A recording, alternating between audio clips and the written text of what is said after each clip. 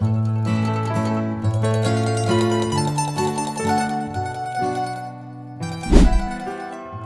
a tutti e benvenuti a un nuovo episodio di Italianissimo. If you're learning Italian, I bet you stumbled over these two. Alla fine and infine. They both look and sound a lot like finally, right? But here's the thing. Using them in the same way is a super common mistake. So what's the real deal? Let's break it down. So the big question is, do they mean the same thing? The short answer is a definite no. But the much more interesting answer kind of gets to the heart of Italian. It's all about the difference between just stating a fact and, well, expressing how you feel about it. Okay, first up, let's tackle alla fine. The best way to think about this one is as the straightforward, no-nonsense, just the facts option. So what is it exactly? Well, alla fine literally means at the end. You use it to talk about the simple conclusion of something. You know, the end of a movie, a meeting, a story. It just marks the final step in a chain of events. Now, this is the most important thing to remember about alla fine. It is completely neutral.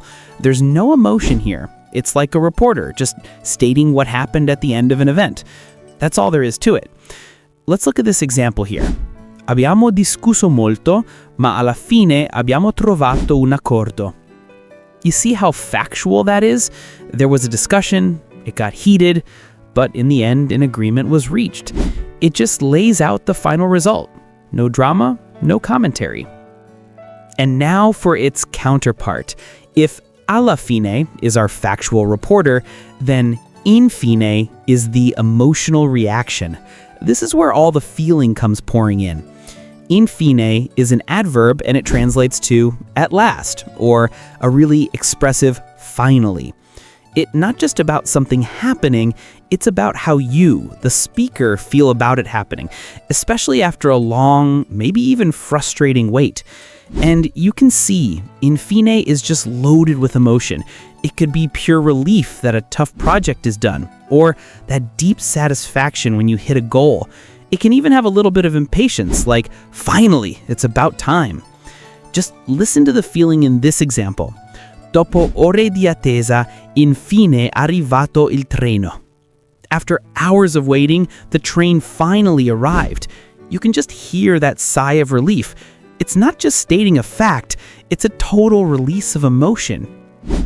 So let's bring it all together.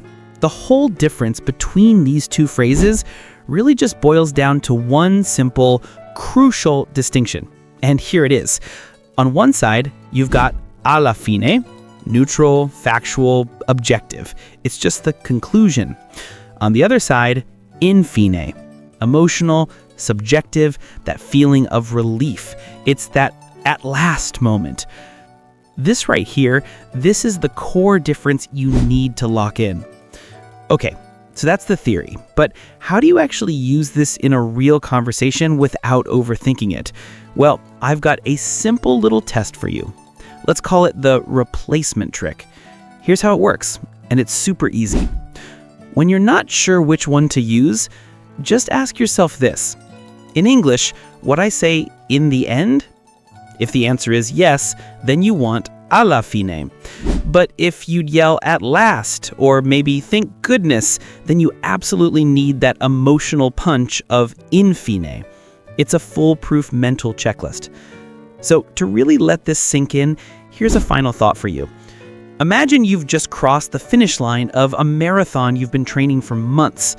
Is that just a simple factual end to your race? Or is it a moment of total, overwhelming relief and satisfaction? That feeling you have right at that instant, that tells you exactly which word to use. And now you know the difference. Thanks for watching.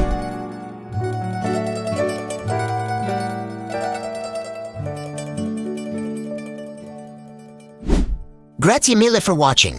If you enjoyed this lesson, don't forget to subscribe to Italianissimo and turn on the bell so you never miss a new episode.